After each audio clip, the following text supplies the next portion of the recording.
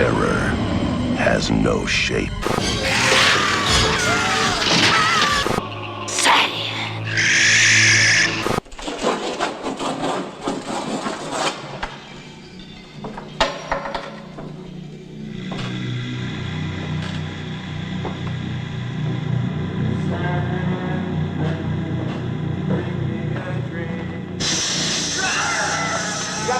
Eric, Nathan, and Joseph, tell us what to do.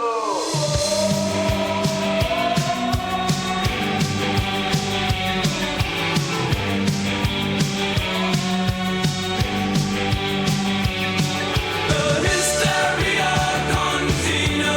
Hysteria Continues. The Hysteria Continues. Hysteria Continues. The Hysteria Continues. Hysteria Continues. The Hysteria Continues. Hysteria Continues.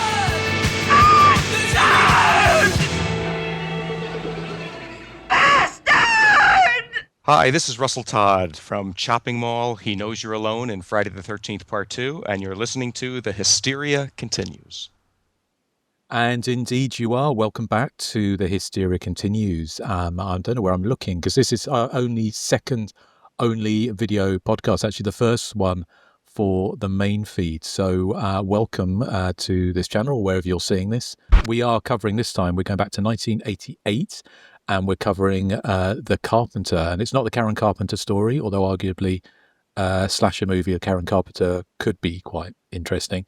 This is the Wings Hauser, bonkers, weirdo Canadian kind of slasher come black comedy come what the F kind of movie. So it's going to be an interesting one for us to cover, I'm sure. I got to switch just a second here. I got notes for both, and I don't know why, but before we started, you said we're going to start with the Carpenter. I don't know why, but I thought you said we're going to start with John Carpenter. So I brought up Prince of Darkness notes. So hang on. It's a video podcast where no one can see you hide. No, there's no hiding. No. So, okay. Well, anyway, welcome back to the channel. So we are finding our feet with this. So it is obviously all new to us. But yeah, we're going to be covering The Carpenter from 1988. But before we do that, we're going to have a quick chat about what we've been watching recently. So, Nathan, if you stop shuffling your digital papers, have you seen anything you want to tell us about? Yes, I saw Final Destination Bloodlines, which is about death coming after people that cheated it. I know that's a shock to all of you, but that was the description for this one.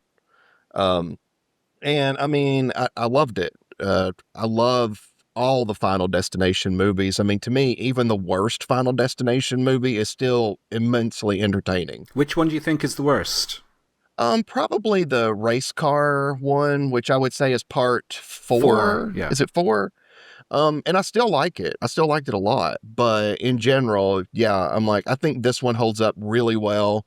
You know, it may be maybe my third favorite, maybe my second. I don't know. It's in that vicinity, because I like the whole idea of a family being targeted. Of course, the death scenes are elaborate and hilarious because they're so ridiculous how a lot of them come about. But there's really a great moment with an MRI machine, which I thought was absolutely fantastic. And it was both hilarious and painful all at the same time. So yeah, I was a huge fan.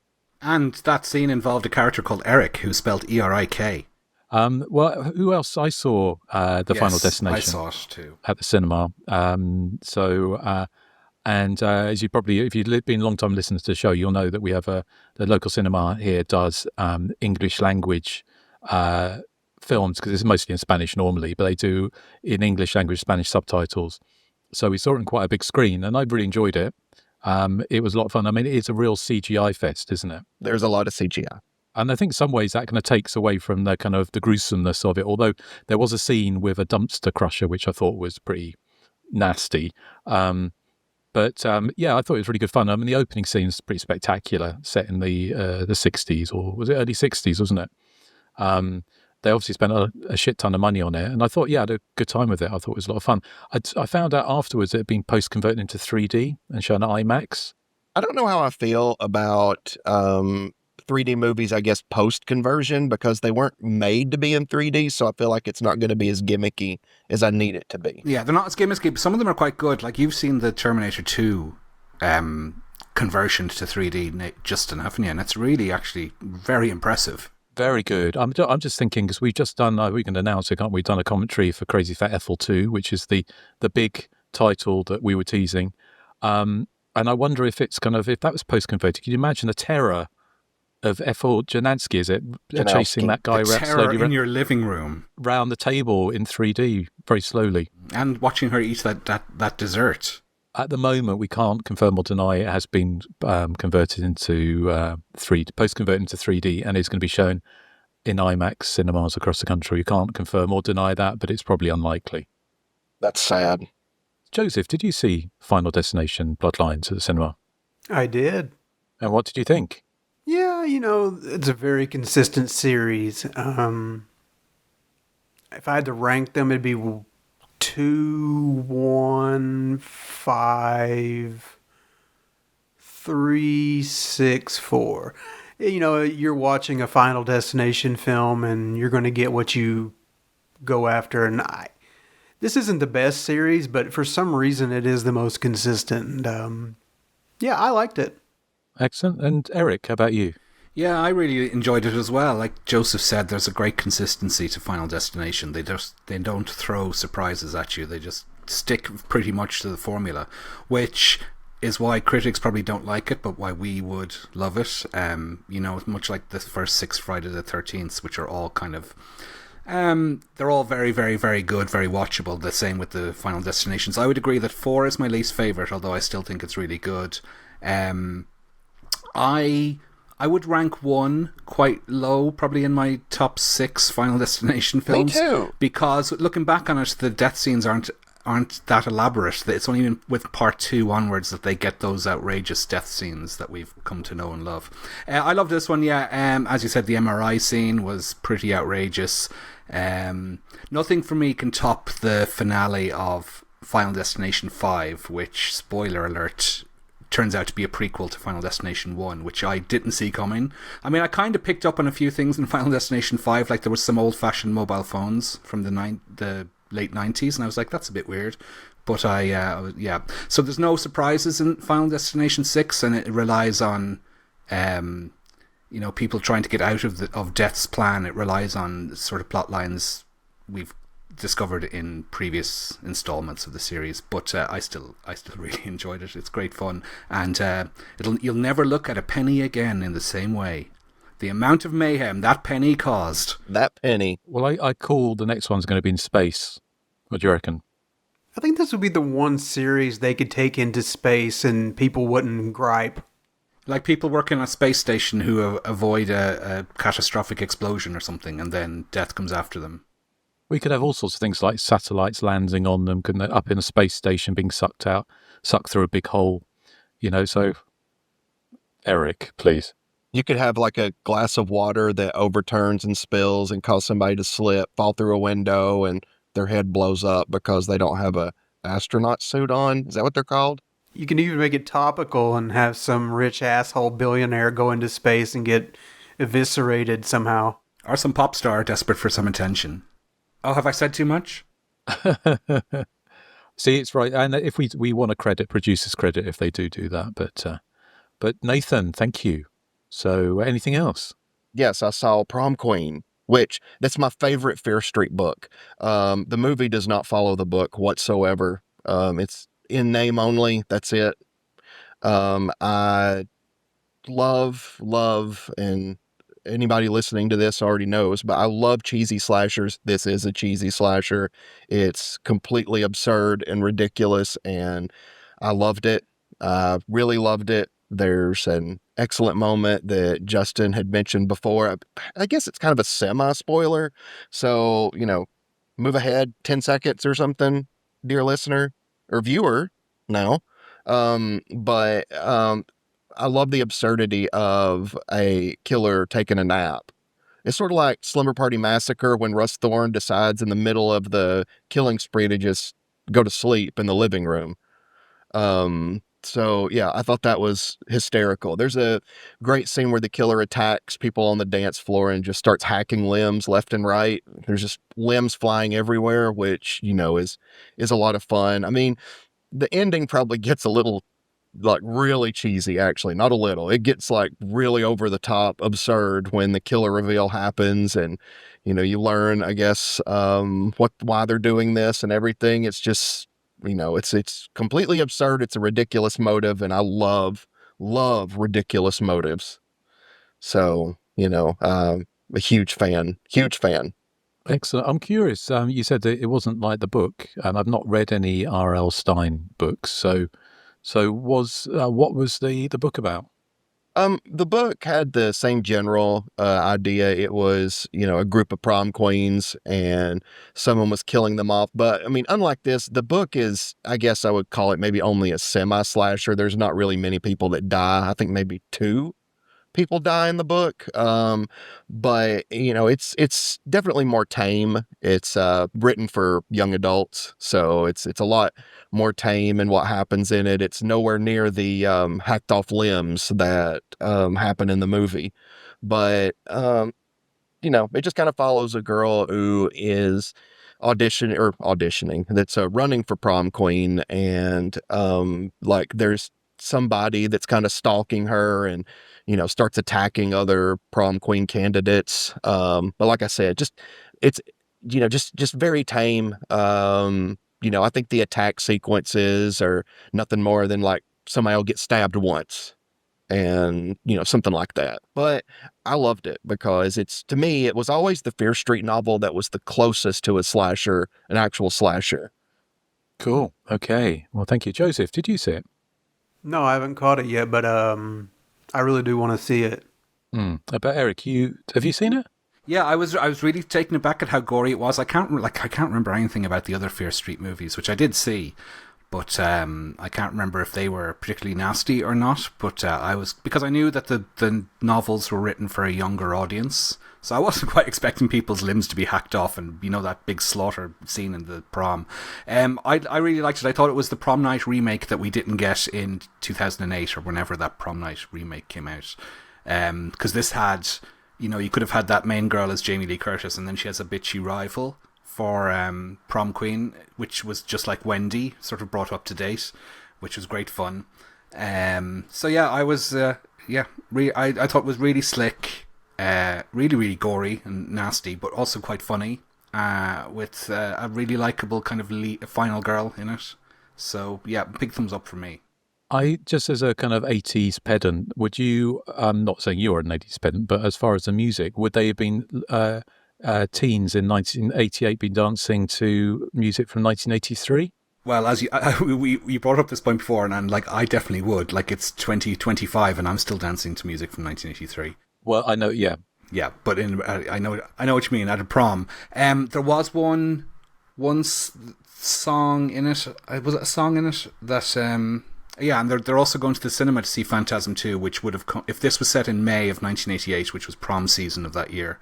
Then Phantasm 2 didn't appear in cinemas until later that summer, which is a faux pas. But there was also a song, I think it was The Look by Roxette, which came out in 1989. I mean, it's funny, isn't it, with these multi-million pound movies? I know it's kind of like really picky. It's a bit like that latest Omen movie. Do you remember the first Omen or whatever it was called? And it's set in the early 70s, and they've got Boney M or something on in a club. I know. Shocking. And you're thinking that's 5 years out of date, but most people wouldn't notice, would they? But I thought it was fun. I thought it was a lot of fun. I looked at the reviews on IMDb, and it's a lot of people just going, "Isn't that really boring? T/slasher, it's all been done before," like this. And I'm thinking, what the fuck? What does it matter? I love the fact that it's all been done before. Yes. Exactly. That's the whole point. It's just kind of a throwback, and it's well done. I mean, why do people think the Friday the 13th were so popular? They're all carbon copies of the others. I love it. Yeah. So I thought it was a lot of fun. It was a lot of fun. I mean, I don't know whether or not we're going to see, they're probably, Fear Street, because obviously the other 3 Fear Street movies were all kind of slasher based, weren't they? Set in 1978, 92 or 94 and 18, 17 something, or 16 something. So it'd be interesting to see if Netflix continues in that vein. But it obviously leaves it open for a sequel like any good slasher would do. But so, okay, well, thank you, Nathan. I don't think we need to remind you of any more, as far as I'm aware. But Eric... I mean, did I watch anything else, Eric? I can't remember if you mentioned anything now. Okay. So, Eric... Me? Yes, Eric. Sorry, yeah, the same day I went to see Final Destination Bloodlines, I also went to see another film in the cinema called Until Dawn, which I didn't really know a huge amount about. I knew it was based on a PlayStation game, but I'd never played the game, never heard of the game, to be honest. So this is the story of 5 kind of, I suppose, teenagers, you'd call them, late teens, early 20s, who are looking for one of the team's missing sister, who went missing the year before, and they end up in this mysterious house where sort of strange things start happening, and they all get killed by this slasher with a sort of cracked mask, quite sinister looking. But then it's one of these time loop movies, so it resets back to the start of their sojourn at this mysterious house, and things with each time loop iteration, sort of things change, and they have to try and work out what they have to do before time runs out, because as I think this was explored in Happy Death Day as well, with each iteration of the time loop they get more and more injured, so they only have a limited sort of number of lives really to sort of work out how to get out of this situation they're in. But like, they're not being injured. This is possibly a mild spoiler, but they're being transformed into something, so rather than being wounded. It's really it's quite fun. It's very light on plot. It's very, you can see totally, like, if you went into this completely blind, not knowing anything about it, you could tell it was based on a video game, because it has that type of plotless vibe about it, but it's very atmospheric and has a weird sort of it reminded me a bit of the Silent Hill movie, in that it was basically all atmosphere and little plot. So I kind of enjoyed it. It's a brisk 90 minutes. It's from the director of Lights Out, and he did Annabelle Creation as well, and he did the 2 Shazam movies. So he's moved into sort of big multi-million-dollar blockbusters. I'm not sure it's for everyone. I think maybe people's patience with it having very little plot might, it might not go down well with a lot of people, but I thought it was perfectly fine. It made a nice sort of companion piece to Final Destination Bloodlines, 2 sort of popcorn horror movies in one afternoon. I thought was good fun. I have played the video game. I don't know. Yeah? Yeah. So I don't remember a huge amount about it, because it was a few years ago now. But it seems, because there's also another game which I did start called The Quarry, which is another kind of 80s inspired, or set in the 80s kind of video game, where you've kind of, it's a bit like those old choose your own adventure books. Do you remember those? Ones Yeah. where you kind of turn to page 23 or whatever. So it was kind of a bit like that. Everything, it kind of claimed that everything you did, every act you had, would affect the story going forward, and how true that was. So, but yeah, no, I'll catch up with that at some point. So is anyone else? Sorry, anyone else seen Until Dawn? I know nothing about it. I've heard the title, but the minute you mentioned time loop and all that, I was on board. Well, I've got a film that might interest you, Joseph. Oh. So anything else? Yes, I actually watched a mini-series, or whatever you call them, The Last of Us. This was recommended to me. Again, this is based on a video game, which I'd never played and didn't really. I knew the basic setup. It's about this fungus that takes over the world and turns people into zombies, and then it's unaffected people are holed up in these kind of silos and cities around the States. And it follows 2 people trying to traverse across country because one of them is immune and may possess a cure to this. Now, the one thing that surprised me, first of all, is that for what is, for all intents and purposes, a zombie-based miniseries, there's very little zombie action in it. We see them in bits and pieces, maybe in 2 or 3 of the 9 episodes in the first season. The rest of the time, the main threat comes from other humans, people who are called raiders, who are looking to steal your possessions and your equipment and your fuel and whatever. And then there's other people who have formed religious cults and stuff in the wake of the apocalypse and that type of thing. And I actually found the first season really, really good. There's I don't know if anyone has seen it, but they throw a curveball in episode 3 where it veers off on a tangent and tells this really moving story of these two gay men over the course of 20 years. So the apocalypse starts in 2003 and it takes us from there up until 2023. And it's one of the best bits of filmmaking I've seen in a very long time. Now, it has very little to do with, it has nothing at all really to do with the rest of the plot. It is very, very much going off on a tangent, but my God, it was worth it. It was just so brilliant. But I mean, the rest of the series is quite good as well. I got onto series 2 then, and the main girl from series 1 is carrying season 2 really. But what they've done with her in season 2 is made her quite obnoxious. There's also one of my pet peeves in life. You probably don't know this. I've probably never mentioned this. I hate when people take 80s songs and do acoustic guitar versions of them and sing in a really like type voice. And the main girl picks up a guitar and starts singing "Take on Me" by Aha on an acoustic guitar with that kind of voice, and it irks me so much that I just wanted to plug out the television and throw it out the window. It's not like you, Eric. No, it's not like me to go all Sally.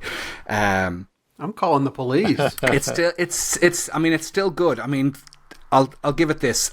I watched, I think there was 9 episodes in season 1, 7 in season 2, and I watched them all in 1 week. So it must be doing something right, because my attention span would not hold for 16 episodes of something unless it was doing something right. I just wish they hadn't made the main girl that bit unlikable in season 2. It might be just me, I don't know. Maybe it's just because she sang the Aha song in a kind of stupid fey, I'm recording this 80s electro pop song on an acoustic guitar in the hope that they'll use it on an advert type of way. Because you know that Mad World He's cover, so angry. that He's Mad so World angry. cover version in Donnie Darko is the worst thing humanity has ever done, in my opinion. I cannot abide it, and there's so many instances of popular electric songs slowed down and done acoustically by people, and you can tell it's just all they want them to use them in an advert and they want to make money out of them. But oh my God, it just irks me. Just give me some regular Toya and Kajagoogoo. It's not just you, Eric. The whole, I guess, her character being obnoxious in season 2. I haven't watched season 2 yet, but I loved season 1. But from the people that I've talked to that have already seen season 2, like, they kind of have the same opinion you do, is that they liked her in season 1, but in season 2, I guess, like you said, she comes across obnoxious. And season 2 does end in a real cliffhanger. Apparently it's based on the second game, which is quite a expansive game, so they've split it into 2 halves. So season 2 kind of ends abruptly. But I did really like it. What did you think of that episode 3, Nathan, of season 1 with the 2 men? Oh, that was fantastic. Like you said, it kind of veers off from the main plot, but it's almost like watching a mini movie. And they did such an excellent job at these 2 characters who just show up for this 1 episode, that getting you to really be invested in their whole story. And it gives gives their beginnings up to the conclusion. And they do such an excellent job at it. I mean, I think it could have been its own movie. Have you seen it, Joseph? Have you watched any interest in that series at all? You know, everyone talks about it. It's one of those water cooler shows. I like Pedro Pascal. I need to watch it because everyone is talking about it, but no, I haven't seen it yet. I mean, I've actually played both games, and they're very kind of what's the word for it? Very like the games. They don't. They've kind of the only thing actually that is funny. You should say that the character of Ellie's people complain she's obnoxious. She's not in the game, in the second game, without really giving anything away. Particularly, her character is meant to be kind of really single-mindedly violent, and so she's kind of gone from being the kind of little girl that he's protecting to kind of the vigilante character. So if anything, I would say that they've actually made her more relatable in the second series than she was in the game. Justin, in the game, does she sing "Take on Me" acoustic? I think she does actually. Yeah. Okay. So that's one for Eric. You could look up on YouTube. She certainly sings some song in a shot when they get to Seattle on an acoustic guitar. I can't remember which one it was, but so yeah, it'd be interesting to see how they've done it really well. I mean, it's really kind of well done. Have you seen the series? Yeah, I've seen both of them. Yeah, no, I thought they were excellent. I thought you're right. It's kind of funny. It's a bit like with The Walking Dead and all those kind of zombie shows. Is they've kind of just kind of basically zombies are just kind of background players, like they call it, non-playable characters, NPCs or whatever. They're just not really kind of there. And I kind of watched. I kind of not hate watch, but because I watched all The Walking Dead and the spin-offs. I've been watching Dead City, which the second season of. And it's kind of well done, but it just feels like I'm watching a wall, a beige wall, just 'cause nothing really goes in because it's so over familiar now. Whereas I think The Last of Us has a fresh wrinkle on it, and the acting's so good that it is. And also, without giving spoilers, you obviously have the major shocking moments in it, which are true to the video games. And I think the fact is you've got like a kind of a lesbian character as the kind of the lead for most of the second season is kind of like pretty progressive considering obviously the times we live in at the moment. So kudos for them for keeping that element in the TV adaptation. But okay, well, thank you, Eric. I'll sort of move on to Joseph now and see. Do you want anything you want to tell us about? No, I can't think of anything. Okay. Well, that's okay. Well, you've got the Carpenter to look forward to, or not, as the case might be. This is what I thought you'd be interested in, Joseph, because talking about time travel, I watched the Indian language remake of Happy Death Day. Oh.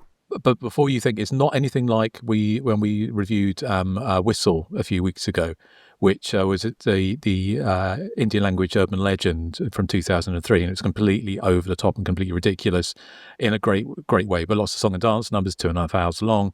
Whereas this one was another Tamil language one from what they call Kollywood, so it's Tamil Nadu down the south of India. But this was a kind of taught 94 or 104 minutes, no song and dance numbers at all.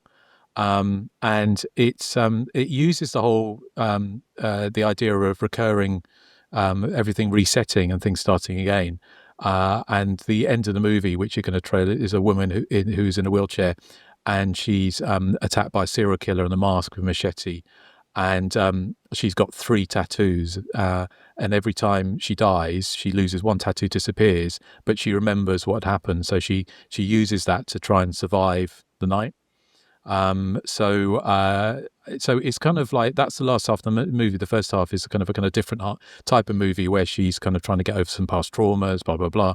But there's this serial killer or serial killers on the loose beheading women, and it just ends in this kind of. And she's a games designer as well, so it's very much playing on that whole idea of like you respawning after you die in a game.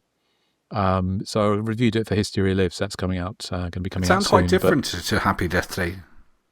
Well, I think the only thing is the last third of the movie is the bit where she respawns. She gets killed, and then she respawns, and it's to the beginning of the killer coming after her. So that's kind of where the Happy Death Day comparison comes in. But the rest of the movie isn't quite like that. But it has been called the Indian language Happy Death Day. The tattoos kind of makes it sound like Memento. Right. I mean, it could be. I mean, in this, she's accidentally tattooed with the ashes of a dead girl who was murdered by the killers. How does that happen? Can you tattoo people with ashes? I didn't know that. The dead girl's mother came in and they got the ink mixed up, so she got tattooed with the dead girl's ashes, and she's been killed by the serial killer or killers. I hate when that happens. I know.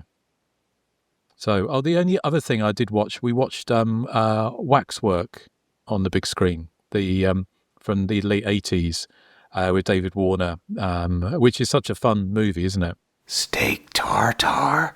Oh, yes. Steak tartare. That's where I learned what steak tartare meant.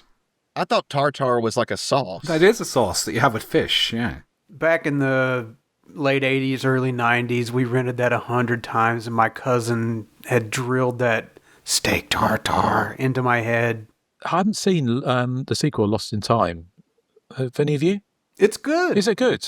It's completely different. It's got Bruce Campbell. It's got a time travel plot, which I like. I like it a lot, actually. I might like it more than the first. It's got an alien themed segment in it as well. It's kind of based itself on 3 different films, doesn't it, Joseph, if I remember correctly? And one of them is Alien. Kind of. Well, that is that. So, Eric. Yes. Bring us back in after this. And you know, You're just gonna have to learn to keep your hands to yourself, aren't you, son?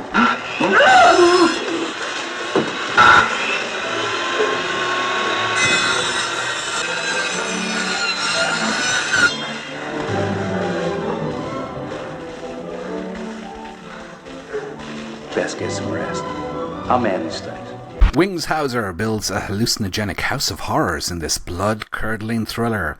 Alice is experiencing a breakdown. Her cold, unsympathetic husband is cheating on her. She's having vivid, psychotic nightmares, and the only thing keeping her happy is setting up house in her newly acquired country estate. But the home and her shattered nerves are in need of repair. Until Alice discovers the perfect man for the job. In the delirious dead of night, a strange solitary worker is inexplicably renovating her house, and before her disbelieving eyes, all the people who bring her harm are being hideously butchered by the craftsman and his bloody tools of terror. Is he an adoring guardian angel or a demonic mass murderer? Is it an insane dream or just the gruesome work of the Carpenter? Colour / approx 87 minutes. So that's from the back of the, I think the American VHS for The Carpenter. So this is a film I have been aware of since 1988. I saw it on my video shelves back in the day and never rented it, so I only saw it for the first time this week. So it was a blind pick for me, much like the last time I was picking, I did Don't Open the Door, which I'd never seen either, and which I ended up not really liking. This one I thought was certainly better than Don't Open the Door. I suppose it's kind of obvious, but I always assumed that The Carpenter was one of those films that was going to be probably from the From Hell genre. I thought Wings Hauser would be this carpenter who infiltrates a family or a household or something and causes mayhem, toolbox mayhem. And I suppose it is that kind of thing, but it's a supernatural movie, which I wasn't expecting. It opens with a scene of Alice casually cutting up her husband's suit. He walks in and kind of reacts as if this is a common occurrence, which I'm assuming it must have been. So, but I mean, she has every right to cut up his suits because he's off spending his days shagging his students because he's a university lecturer. We're then introduced to my favourite part of the film, which is the dark sanity influenced mental institution, with this wonderful patient who sort of speaks the lyrics to the song Knock on Wood, and she keeps repeating them over and over and over and over, which I thought was absolutely wonderful and totally would have been at home in Dark Sanity or Silent Madness. Did you note who the actress was? I looked her up. No. I haven't got her name written down, but she was in Kathy's Curse. Oh. She wasn't Kathy, was she? No, but she was, I think she was a shocked housewife or something in Kathy's Curse. Probably when Kathy said fat whore. The film is, like, I asked Nathan and Joseph, who had seen this film before, is it a slasher? Can I pick it for the podcast? And they said, yeah, it's slasher enough. And it is. It's definitely a slasher movie of sorts, but it's also a bit off kilter. The main plot is kind of about the mentally unstable Alice, and she moves with her unfaithful husband into this large kind of doer-upper of a house. And she starts hearing construction work in the middle of the night, and that's where she encounters sort of the ghostly presence of the Carpenter, played by Wings Hauser. Now, I would not be complaining if somebody was doing all my DIY jobs in the middle of the night, ghostly or otherwise. I'd quite welcome it, especially if he's doing it for free. Now, for a long time in the film, I was kind of assuming that the Carpenter was a figment of her imagination, and that it would turn out that she was doing all the killing. But I think as things progress, it's kind of made pretty clear that there is a supernatural element to this film, and it is this sort of ghostly Carpenter who is doing all the murders. And Alice is so unhinged that it just doesn't faze her that she's seeing this kind of strange man in the basement, and she doesn't even flinch when he starts sawing off people's arms with a buzzsaw. I thought that guy who got his arms chopped off totally deserved it. I mean, he forces himself onto her, even though she's probably twice his age, and he won't take no for an answer. I mean, what do you do in that situation? You saw their arms off. That's what you do. I did think Wing Hauser missed a trick. We could have sawn off the arms and then the back of the mullet. He'd had an amazing mullet. Yeah, I was about to ask, can you forgive this guy for having a wicked hairstyle? The mullet is back in vogue, and I for the life of me, I can't understand why. But yeah. Yeah. Yeah, so I'm not sure how we're meant to feel about the final girl in The Carpenter. She's quite cold and passive for kind of a lot of the film. You know, she acts like she's on Valium, and she probably is if she's sort of has mental health issues or something. But, you know, I guess we're supposed to find her sympathetic, but I personally found her to be a little dreary. And her interactions with the Carpenter I thought were quite dull, and they sort of really brought the momentum of the film to a halt, because they sit there and have kind of heartfelt conversations that to me personally felt out of place in the film. I thought her boss at the paint store where she works, she gets a job at a paint store, was such a quirky character that I was wondering if I'd sort of wandered into some kind of art house movie. And also the sheriff, who seems unable to close his mouth when he eats. He was a real oddball as well. And it made me think, am I watching people with art house ambitions here? Or is it just that the script is just maybe slightly weird? But, you know, it moves from those scenes to ones of Wings Hauser, you know, sticking a power tool in someone's head. And the two sort of don't sit together, but it gives it, I suppose, a quirky ambience. So for me, it sort of flitted between sort of left of centre indie cinema and sort of run of the mill B-movie schlock. And you know, it's kind of the film I was expecting, and it's not. I wasn't expecting it to be supernatural. I was expecting it to be about a carpenter, you know, sawing off people's arms and drilling people's heads. But I suppose I got something a bit more than that, and I was, I suppose, pleasantly surprised at how different it was while still delivering the slasher goods. So for me, the film, if I was giving it a score out of 10, I'd give it a solid 6, I would say. I'm not sure it's something I would revisit anytime soon, but I thought it was original enough, I suppose, to make it stand out from the late 80s crowd. It's certainly, and I know you guys are going to kill me for this, like in terms of late 80s slashers, I thought The Carpenter was better than things like Rush Week and what's the one with Brad Pitt? Cutting Class. Yeah. I know, sorry, Joseph. Joseph gets the smelling salts. Anyway, Joseph, what did you think of The Carpenter? I actually like The Carpenter. It's a very weird, offbeat movie. I actually don't really know how to review it. So one thing I noticed is that it reminds me a lot of Candyman. Yes, obviously. Why obviously? Why does it remind you of Candyman? Well, you've got the carpenter who is kind of tied to this house by legend, and you've got the woman who becomes fixated on him, and you have the ending with the fire and him calling out to her, and there's this kind of connection between them. I was wrong to ridicule you. Yes, you're always wrong to ridicule me. Like I said, it's a very offbeat movie. I love the scene with when he cuts off the guy's arms, and you can tell the guy's arms are in his shirt because they're bulking out. I love that. The lead chick, she's so passive. She just kind of stares. She's like, okay, he's cutting some guy's arms off. I'm just going to sleepwalk back up to bed. It's not a very good, what I'd call a slasher movie, because there's some slasher movie deaths, but there's no stalking. It's basically just kind of her watching him kill people, and he kind of makes a quip, and then they talk in almost kind of romanticisms, and that's the movie. It wasn't what I was expecting. It wasn't what I remembered watching a long time ago, but I actually kind of enjoyed it. I don't know if I'll ever watch it again, but I had fun while it was on. Cool. Justin, what did you think?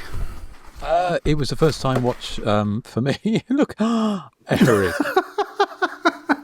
I was still on for that date, Eric. I'll see you next Tuesday. How rude. No, on Tuesday I said we'd pop round and I'd burn your house down. So So, of course, that would be lost on people only listening. But Eric very rudely brought out, he's pulling up all these kind of Toyah books. Who knew anyone would have published anything about Toyah, apart from the obvious kind of people slagging her off. But anyway. Nobody brought out a book about slagging her off. Carpenter, I hadn't seen this. I kind of liked it. I mean, in some ways, it's kind of it's taking this 80s slasher movie and turning it into this kind of weird, almost art house movie, but also with mullets and gore. And it kind of felt like it started off as you thinking, I know what's going on here. It's the unreliable narrator. So we covered Let's Scare Jessica to Death the other week on Patreon. And in that, you have a character who has just come out of a sanatorium and had a nervous breakdown. And she sees things and no one else sees them. And she starts thinking, they're going to think I'm mad. And people around her think I'm mad. But the weird thing with this is that everyone else sees the Carpenter as well. It's not just the Alice who sees it. But you've also got scenes where there's a scene where she has this romantic dinner with him, or he's playing records, and then he unzips his fly, and then you don't see it, but you're supposed to think this huge drill penis comes out and starts spinning around. She screams and wakes up. Then you have other scenes where she's supposed to be awake, but she goes out. It's a very bizarre scene. She goes out and he's doing handiwork outside. So she's talking to him. When it cuts to him, he's kind of like, he's got a lathe and he's doing some lathe on a wooden door. Then it cuts back to her and it comes back to him, and then he's kind of ripping up some paper. And then every time it cuts back to him, he's doing a completely different DIY job. So it has this really weird discombobulating effect. So she's not, and so I did wonder whether or not she thinks she's mad and she's just floating through this, because there was a scene at the beginning where after she'd been sung that lovely song over and over and over again by the woman in the bed next to her, I love the doctor who said, like, was laughing and says, "You'd have to be mad to come back here." There's this little Eric joke of the week to her. But then she presumably hallucinates about an old man with a chainsaw jumping on a bed and sort of starting to like cut some cords or something. So I don't know if that was meant to suggest that when she saw the Carpenter, she was thinking, I'm clearly insane and I'm just seeing this isn't real. Because when that guy with the mullet has his arms cut off, even though they're inside his shirt, she just stands there as if it's kind of like, someone's come to quote for new curtains. And so all I could think was that she was still kind of supposed to be insane. So having said that, it's kind of just kind of really weird mixture. It's got like kind of dark comedy running through it, very quirky characters you see in films like Parents, those type of 80s movies that were trying to do something a little bit different. Wings Hauser is kind of Wings Hauser. It's kind of what you kind of expect him to be like after seeing him in films like The Wind or Edge of Terror, those kind of movies as the psycho. But then he has this kind of weird romantic, it's this the middle half of the movie is this kind of weird romance story between Alice and the Carpenter, which is just very strange. And it feels like, it's one of those films, sometimes you feel like it's slightly Emperor's New Clothes. You're not quite sure whether the people who made it or wrote it actually knew what they were doing. And actually, they were just throwing everything but the kitchen sink at the screen. But overall, I quite liked it because it is a kind of weird, for its weirdness. It's got a high strangeness. And I think it just kind of squeaks through as a slasher movie, because you do get those slasher movie deaths of the guy being drilled through the throat, arms being cut off, all those kind of things. But they're done in almost a kind of matter-of-fact kind of way, aren't they? The Carpenter he's not... If anything, Wings Hauser plays it down. He's not like the Wings Hauser you might expect with like the bug eyes and frothing at the mouth. He's actually doing it as if he's fixing a door hinge when he kills people. So it has a kind of weirdness about it, which I appreciate. And of course, it's Canadian as well, which of course also adds to that kind of weirdness, because obviously Canadian movies always have that slightly off kilter feel to them, because they're presumably pretending to be North American. So I kind of enjoyed it, but again, it's like it's not necessarily a film I necessarily want to come back and revisit. But I did appreciate his weirdness. It's just how much of that weirdness was just for effect and how much thought went behind it. I simply don't know. But so that's my tuppence. Well, before you move on to Nathan, I wanted to say this to Eric because he rudely interrupted me. I remembered something else that reminds me of Candyman, and that's that her husband is a complete dickbag who's cheating on her I don't know. It just really reminded me of Candyman. And I also love that the one thing to kill the carpenter, all you have to do is smash some wood paneling. Yeah. You injure the house, you injure the carpenter, which was kind of interesting. Yeah. Well, I suppose the first thing that sprung to mind was like burning the Book of the Dead and the first Evil Dead, and the zombies start smoking and exploding and stuff. Nathan, you're probably the one of the four of us who would rewatch The Carpenter again in the near future. Is that correct? Yeah, I've seen it multiple times already. I am a fan. It's not without its flaws. I think the biggest flaw for me is that there's no likable characters in this whole movie. Even our protagonist, like you guys have already said, she seems like kind of whatever about it. I feel like if this movie was set today while the carpenter is sawing off arms, she would just be scrolling on TikTok on her phone, just like, okay, are you done? That's kind of the vibe I get from her. I loved her confrontation scene where she ends up grabbing the nail gun and shooting. I can't remember the other woman's name. Hussy. Let's just call her the Hussy. The Hussy. There you go. And I found her husband's death to be really hilarious because it's almost like he makes no effort to defend himself against the carpenter. It's like he turns around and sees the carpenter and then it's all over. Next thing you know, he's like nailed to the floor and getting his head crushed in a vice, which I thought was pretty funny. Yeah, I mean, I think that there's a lot of fun to be had here, but I really think that I wanted to see like Wings Hauser go way over the top with the acting and, just make the carpenter himself just a insane villain. I think that could have been a lot of fun. But like you guys said, it kind of is plays it a little more tame than that. And I think that that's one of my criticisms for the movie is I wouldn't have gone tame. I would have had it go all out. I would have had her or the carpenter probably more likely to do it. But, maybe say something along the lines of a Nail Gun Massacre line. Like, nailed ya. Yeah. How about this? My husband nailed you, now I will. Kapow, pow. With the nail gun. Getting kind of Freudian there, Nathan. Well, I have been studying ancient philosophy. Wow, I didn't expect that line. Oh, and I thought of another thing that reminds me of, Candyman with this movie, and that is that there are people in both films. I noticed that. I did put that together. Joseph, I think that's throwing shade at you. Well, he's wearing a red hat. I'm surprised he could put anything together. This is an Under Armour logo. Wait, I can't.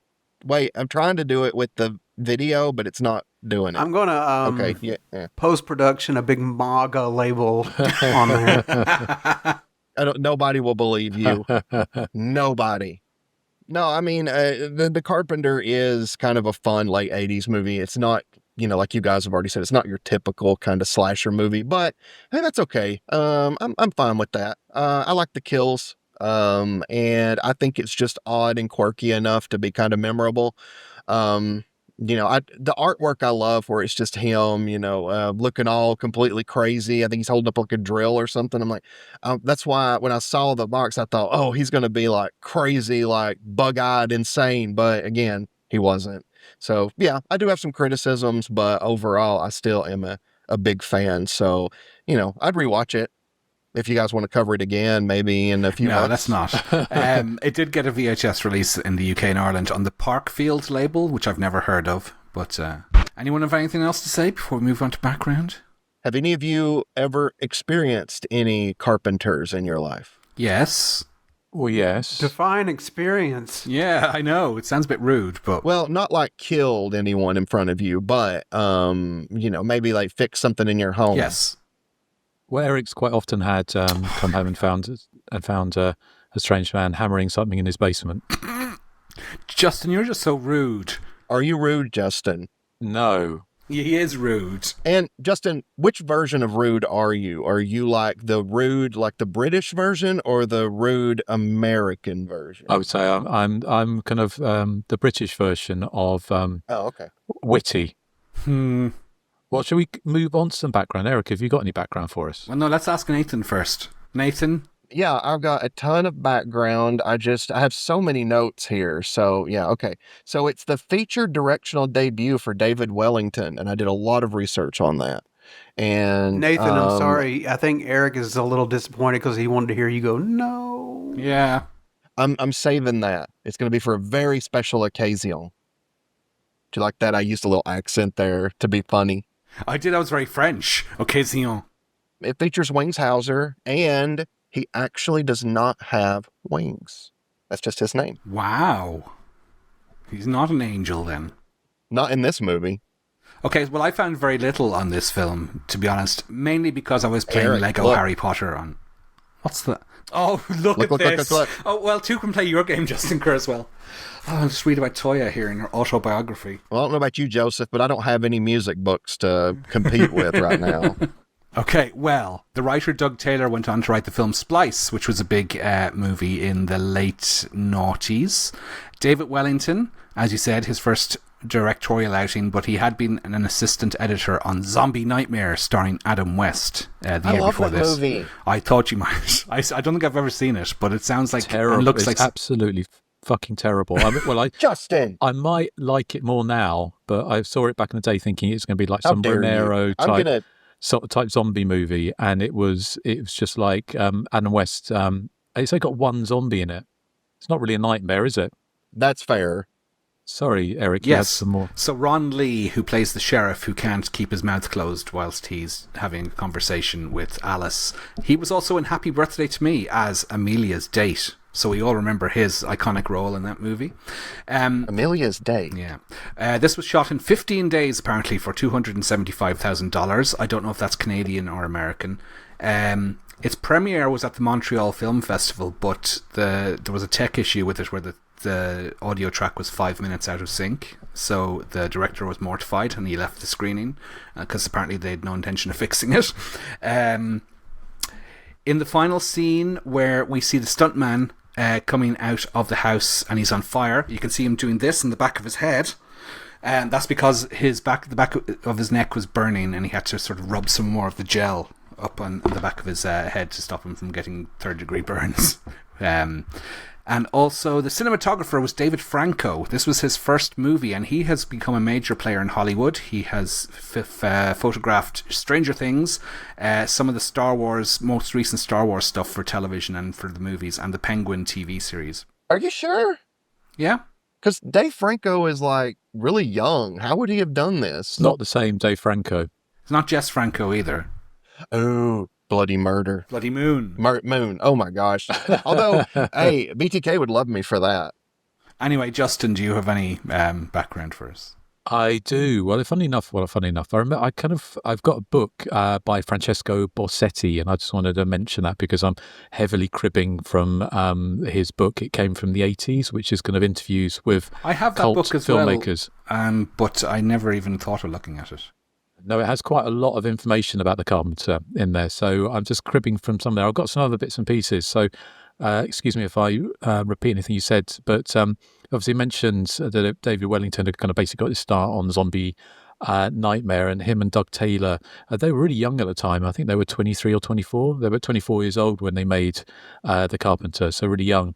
And Taylor, he wrote the script in less than 2 weeks. The budget was about $350,000, although Taylor says it was under $1 million. He thought it was a bit more than that, but it was shot in 15 days in an old house outside Montreal must have been in late 86 or early 1987.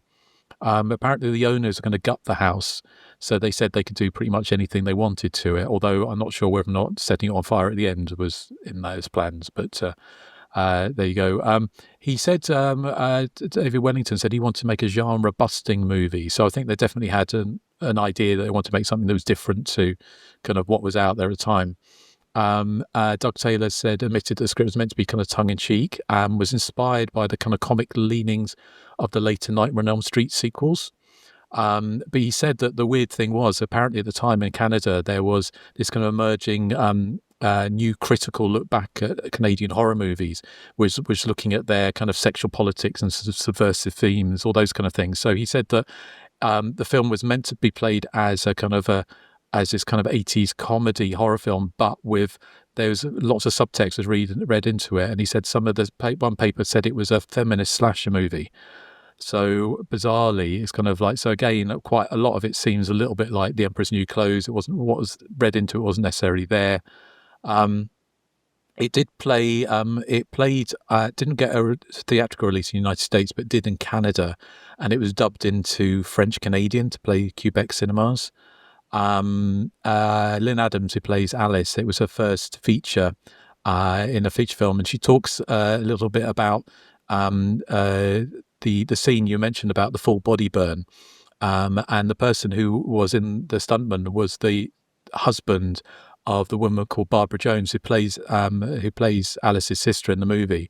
And apparently the scene when you said you could see him reaching for his neck, the actress playing Alice had to hold back the actress playing her sister from going to help her husband burning to death. Apparently Wings Hauser wasn't the first choice for the title character. The two other people that approached were Peter Fonda, of all people, and Keir Dullea, if I pronounced that correctly, from Black Christmas. For whatever reason, they didn't go with them, or whatever, they might have turned it down. So Wings Hauser apparently was a late addition while production was already quite underway. And I think it's fair to say that Wings Hauser was a fleeting presence on set. Apparently he had his own room in the house where they were filming, and he would only come out if he had to shoot a film scene. So the guy who plays Alice's husband said during their death scene he didn't meet Wings Hauser at all until it was time to meet to do his own death scene. And they came down and he did all the acting with pretending to die with head in the vice. And when he opened his eyes, Wings Hauser already left the room, gone up to his bedroom. So I don't know what it says about Wings Hauser, but it was going to be obviously that's wasn't my approach to the workplace as well. It's like tick tick tick, 4 o'clock, I'm home. Bye. Well, yeah. So he was a little bit like Wings Hauser because apparently it was a low budget movie. And if you want to see Wings Hauser in another slasher kind of type of movie, you've got the one with Meg Foster, Nico Masterakis' island set theme, which isn't the terrible, the video nasty Island of Death, but The Wind, aka Edge of Terror, where Wings Hauser chase Meg Foster around a Greek island with a hand scythe, which came out a couple of years before this was made. So, as I mentioned, it only got released briefly in Canada, and I found one review from the Toronto Star from December of 1989. And it says, recovering from a nervous breakdown, a housewife finds herself conversing with a mysterious workman in a country home. Made in Quebec on a painfully thin budget, this is a psychological thriller that squeezes whatever shocks it can from the inventive use of power tools, sort of a toolbox murder for the murders for the late 80s, which I thought was an interesting comparison we haven't mentioned. Nail guns, staple guns, power saws, cordless drills, you name it. If it can be found in a fix-it shop, someone gets killed with it. As the homicidal handyman, veteran Heavy Hauser alternates between the gentleness of John Lithgow and the down-home hysterics of Gary Busey, both of whom he resembles from various angles. So, so that's my background for the Carpenter. That is so weird that you mentioned Gary Busey, because I said that Wings Hauser looked like a pencil eraser with Gary Busey's teeth. So, Joseph, did you have any background for us? Have we said it all? Everything I had, you read it. Of course. The old ones are always the best. Talking of which, it'll be time for Eric's joke of the week shortly. How rude. But what was did we get much feedback on this movie? I completely forgot to get feedback on this movie. Oops. Okay. I'll get the next one. Okay. So, I forgot to get my soundboard up, so I'm going to get it up now because we all know what's coming next. Like it or not. It's my joke of the week. It's so freaking fantastic. What is the Carpenter's favourite Stephen King book of short stories? Skeleton Screw.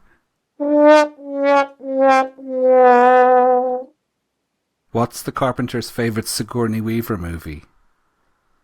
Drillas in the Mist.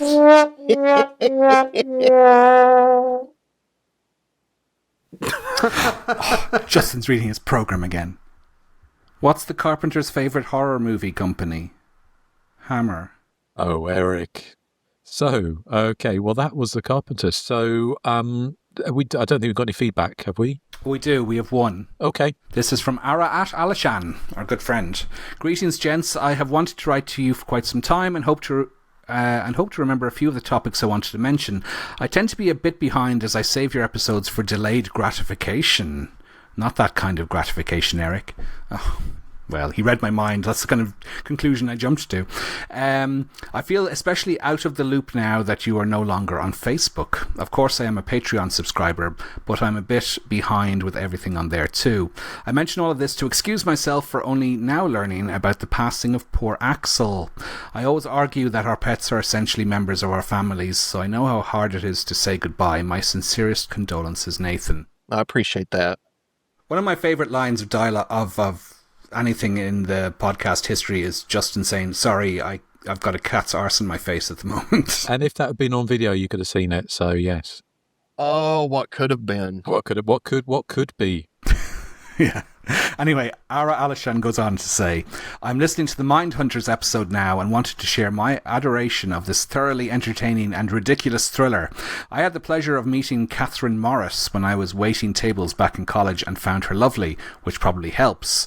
My kudos to the fellow listener who requested it. He goes on to say, I'm still patiently waiting for a proper episode dedicated to the 1989 classic from south of the border, Grave Robbers, aka Ladrones de Tumbas.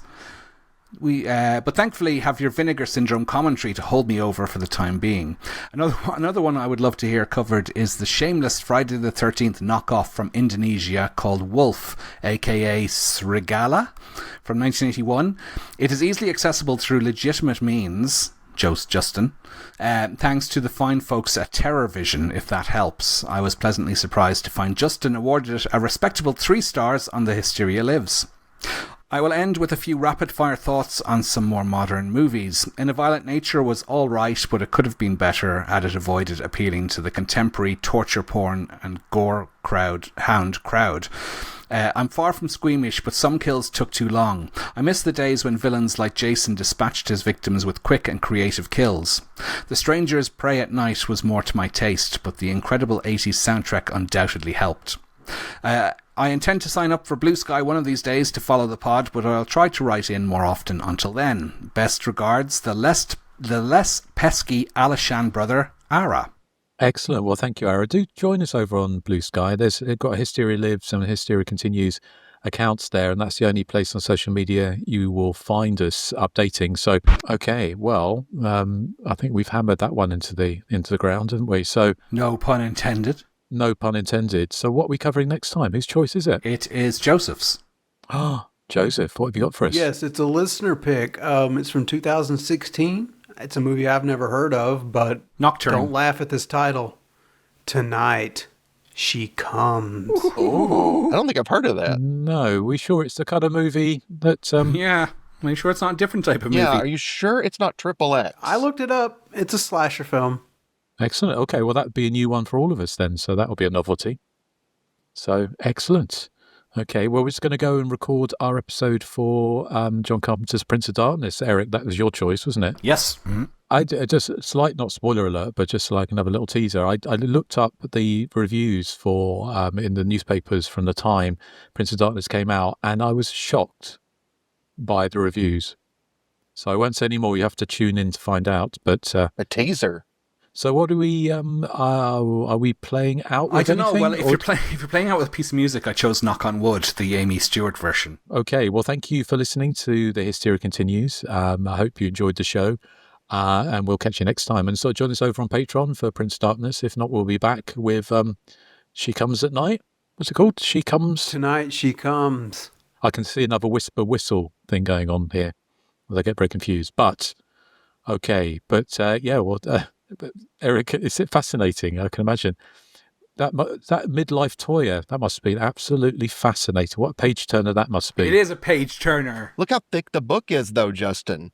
Yeah, it's 360 pages, and that's only up until 2000. It's all the different times she dyed her hair. That's the only thing it's about. So anyway, we will join you next time when Hysteria Continues. And thank you for listening to everyone. So. everyone out there, say goodbye to the good people. Bye. Goodbye. Bye.